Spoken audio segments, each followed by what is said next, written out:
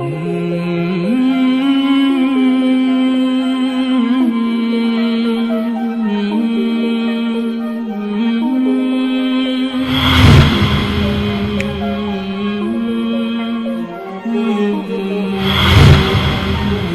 kedua, ada seorang lelaki datang jumpa saya. Masuk dalam bilik macam biasalah, ya. Assalamualaikum Ustaz, apa khabar? Alhamdulillah sihat. Dari mana ni? Dekat-dekat je Ustaz, dari Gombak juga, dia kata. Okeylah. Apa cerita? Saya kata. Macam ni Ustaz, saya nak mengadu kepada Ustaz. Dia kata, saya ni ada buat silap lah Ustaz, dan saya menyesal kesilapan saya. Saya kata, apa dia cerita?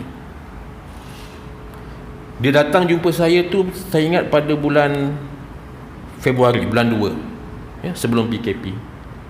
Dia kata, Ustaz, untuk pengetahuan Ustaz, sebenarnya saya telah pun berpoligami. Ini betul. Ini baru betul, lelaki berpoligami. Saya berpoligami pada bulan 11 tahun lepas.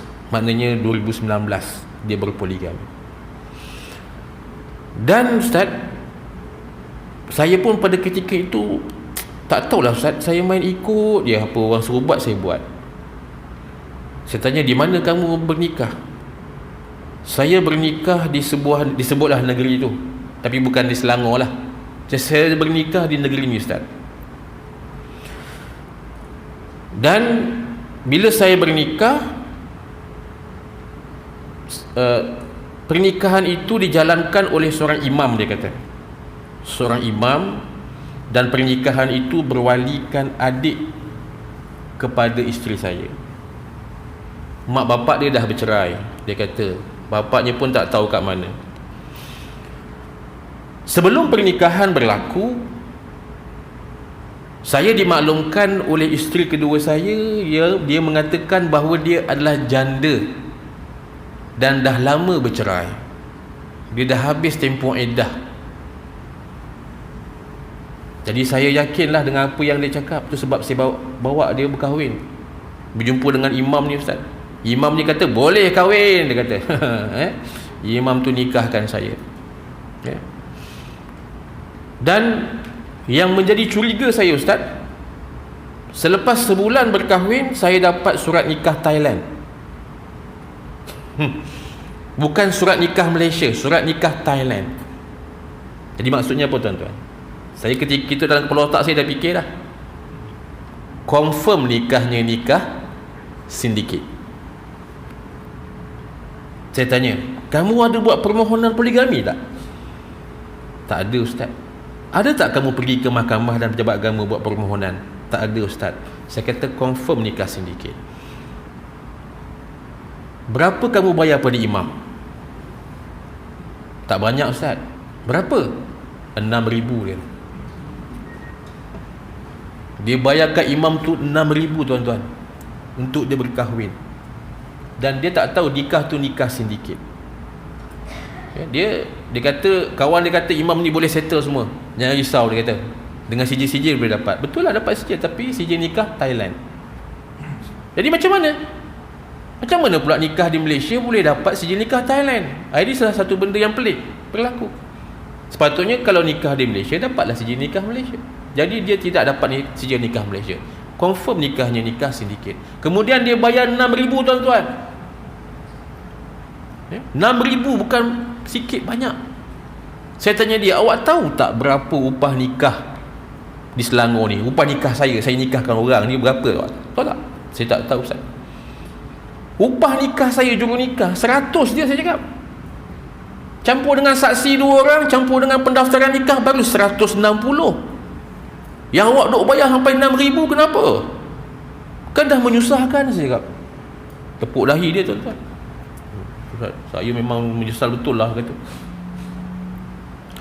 Dan satu lagi isu yang berlaku tuan-tuan, dia bagi tahu saya, selepas dia berkahwin, bulan 11 dia kahwin, bulan 12 dia dapat sijil nikah Thailand. Dan ketika itulah juga baru dia tahu pecah tembelang, isterinya sebenarnya baru bercerai pada bulan 10. Isteri yang kedua tu bercerai pada bulan 10. Dia tunjuk kat saya baru jumpa ustaz. Ni perintah mahkamah yang mengatakan bahawa dia bercerai dengan suami dia yang lama pada bulan 10. Tuan-tuan bayang cerai bulan 10, nikah bulan 11. Dah habis ke tempoh iddah? Belum. Ini nak kena faham betul-betul. Ini yang kita takut tuan-tuan. Bila kita tak faham fik munakahat ni, semua kita langgar. Ini masalah berlaku. Ya? Kena faham betul-betul. Bila dah bercerai, kita dalam Islam ni tuan-tuan, ya, bagus dan cantiknya Islam ini, kita ada fik munakahat ni, undang-undang keluarga ni, ya, kita ada undang-undang yang memang solid yang Allah dah jadikan pada kita. Kalau berkahwin, bercerai, orang perempuan belum boleh lagi berkahwin lain selagi tak habis tempoh iddah. Apa dia iddah? Iddah ini adalah satu tempoh menunggu bagi perempuan yang bercerai ataupun kematian suami untuk dia berkahwin lain. Ini dalam Islam ada. Kita betul-betul menjaga nasab. Tujuannya apa? Untuk memastikan tidak ada saki-baki benih suami yang lama dalam rahim perempuan. Kalau dia diceraikan dan dalam tempoh iddah dia mengandung, kita tahu inilah benih suami dulu, ini anak suami yang dulu. Ya? Kena bersihkan, kasih clear betul. Ya? Dan iddah perempuan ini berbeza-beza. Kalau perempuan yang masih datang haid tuan-tuan, berapa lama iddahnya? 3 kali suci. 3 kali suci. Kalau perempuan yang dah tak ada haid tuan-tuan, iddahnya adalah 3 bulan qamariyah. 3 bulan qamariyah daripada tarikh dia bercerai. Jangan kira samsiah. Ya, samsiah ni bulan orang putih, kita kira qamariyah. Kalau perempuan yang kematian suami, berapa tempoh iddah dia? 4 bulan 10 hari. Kalau perempuan yang sedang mengandung diceraikan, berapa tempoh iddahnya? Sehingga dia melahirkan anak. Ini iddah perempuan ni dia berbeza-beza. Ya. Tapi tuan-tuan, saya nak tanya ibu-ibu lah ya. Ibu-ibu ya, kebiasaannya perempuan putus haid umur berapa tahun? 50? Masih ada lagi? 60? Tak ada daya. Kebiasaan kelaziman ya. Kelazimannya begitu tuan-tuan. Tapi pagi tadi pagi tadi staf saya datang, ustaz, saya nak buat sijil cerai ni ustaz. Ya. Kenapa? Kat sini dia kata bahasa dia isi borang cerai tu dia isi lelaki tu umurnya dah 80-an, isterinya tahun 70, isterinya umur 77 tahun, umurnya 77 tuan-tuan, tetapi masih ada haid. Masih ada haid. Macam mana ustaz? Saya pun pelik juga. Biar betul saya kata. Biasa kalau dah 70 hari tak ada haid. Cuba telefon balik. Telefon balik tanya, betul tak masih ada haid? Staf saya telefon. Betul datang balik. Ustaz, saya dah telefon ustaz. Macam mana? Betul lah ustaz, dia masih ada haid. Pelik ni saya cakap. Wallahu a'lam tuan-tuan, mungkin lah ya, setiap kejadian manusia ni berbeza-beza kan. Saya kata wow, ada haid lagi 77, hebat saya kata kan. Jadi itu rezeki dia lah Allah bagi. Jadi maknanya dia punya iddah dia 3 kali suci. Ini first case yang saya jumpa, perempuan umur 77 masih ada haid. Okey, tak apalah kisah dia. Jadi macam mana ustaz nikah saya ni ustaz? Saya kata, cik, kalau ikutkan hukum syarak, nikah cik tu tak sah. Tidak sah. Yang pertama saya kata, perempuan ini bila bercerai dan dia ada tempoh iddah.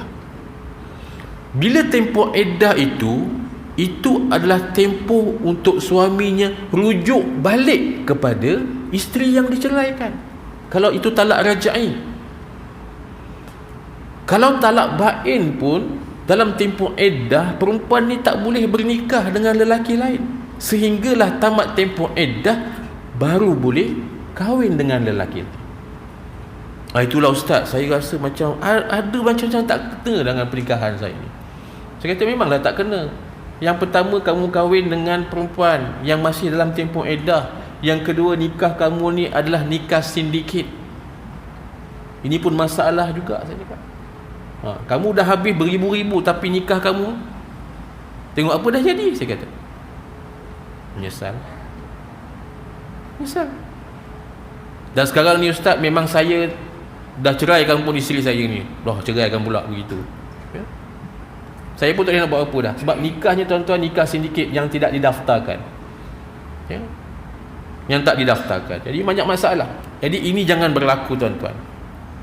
Saya nak bagi nasihat, jangan sekali-kali terlibat dengan nikah sindiket. Sebab nikah sindiket ni tuan-tuan, kita takut. Yang pertama, kita takut nikahnya tak sah dari sudut hukum syarak. Yang kedua, memang tak sah daripada sudut undang-undang. Kita di Gombak ni tuan-tuan, di Gombak ni kita pernah tangkap seorang ustaz yang menikahkan pasangan secara sindiket. Memang kita tangkap. Ketika itu tengah menikahkan. Kita tangkap dengan penguatkuasa.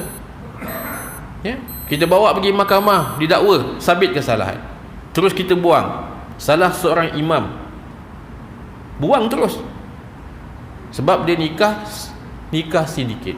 Saya sendiri tanya, Ustaz nikahkan orang guna wali berapa? Wali hakim Ustaz. Wali hakim dan wali tahkim, dia kata. Sudah, saya kata. Ustaz ada tauliah wali hakim? Dia diam. Ni tuan-tuan, orang yang banyak nikah sindiket ni kadang-kadang dia ada masalah wali. Bila bapak tak setuju, nikah tanpa restu, tak tahu dan sebagainya, banyak dia ikut jalan belakang. Jadi dia ikut jalan belakang, dia buat shortcut lah. Ustaz-ustaz nikah sindiket ni semua nak duit tuan-tuan. Dia dapat duit, dia jalan. Apa berlaku pada pasangan, lantaklah, tak kisah. Yang penting aku dapat duit. Ya, ini masalah. Bila dia guna wali hakim, dia kata dia tak ada tauliah, maknanya pernikahan yang dia buat tu tak sah. Ya, hadis ada sebut, perempuan yang tak ada wali, sultanlah wali dia. Ya. Jadi itu sebabnya bila perempuan-perempuan yang tak ada wali, kita akan gunakan wali hakim. Ya, kita biasa panggil wali raja, wali hakim, ya, yang ditauliahkan oleh sultan. Takkan sultan pula nak turun menikahkan menikahkan orang perempuan kita? Tak ada. Ya, dia tuanku sultan akan mentauliahkan pegawai-pegawai agama. Ya, biasanya kamilah daripada jabatan agama ditauliahkan, macam saya ditauliahkan wali hakim untuk menikahkan mana-mana perempuan yang tak ada wali. Jadi dia guna nikah wali hakim. Siapa yang mentauliahkan dia? Tak ada. Ini masalah. Saya pernah tanya, Haji, satu nikah berapa Haji ambil? Tak banyak ustaz, 7,000. 7,000. Saya kata, ya Allah, ngarutnya. Saya kata, saya punya upah nikah tuan-tuan 100 je. Campur dengan saksi dengan pendaftaran baru 160. Ya, siapa yang ikut laluan nikah sedikit ni, nayanglah. Bahaya, amat berbahaya. Okey tuan-tuan. Ya, itu kes yang kedua.